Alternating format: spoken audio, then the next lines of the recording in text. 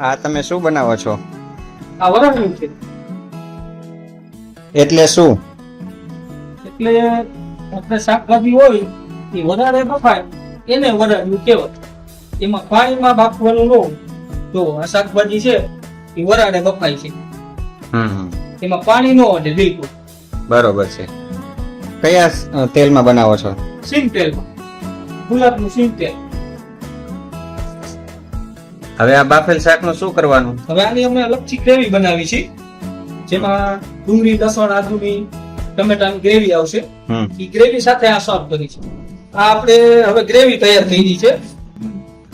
આ આપણે બાફેલું બધું શાકભાજી છે એ ગ્રેવી સાથે આપણે સર્વ કરીશું. તમે આ રોજ બનાવો છો? હા, આપણે વરાળિયું અને ઘૂંટો બે રોજ બનાવી છે. વરાળિયું લિમિટેડ ક્વોન્ટિટીમાં હોય, વધારે ક્વોન્ટિટીમાં જોતું હોય તો કહો તમારે આગલે દિવસે ઓર્ડર આપી દેવા. હવે આ શું આઈટમ છે? આ ઘૂંટો. આની અંદર કેટલી વસ્તુ આવે? શું શું આવે? આમાં બધા પ્રકારના વેજીટેબલ અને ફ્રૂટ આવે. બરોબર છે.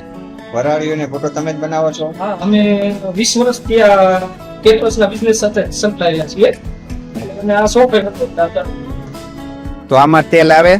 ના, આમાં તેલનું એક પણ ટીપું ન આવે. તેલનું ટીપું આવે એને ભૂતો ન કહેવાય. આપનું એડ્રેસ કઈ જગ્યાએ આવે? આ ગંગોત્રી પાર્ક મેન રોડ છે. ઓકે આમ બીટી સમયની કિડની હોસ્પિટલ આવશે. ઓકે. આમ રૈયા ગામ આવશે અને બાજુમાં કૃષ્ણ પ્રોવિઝન સ્ટોર અને એની બાજુમાં મધુરમ સ્વાદ.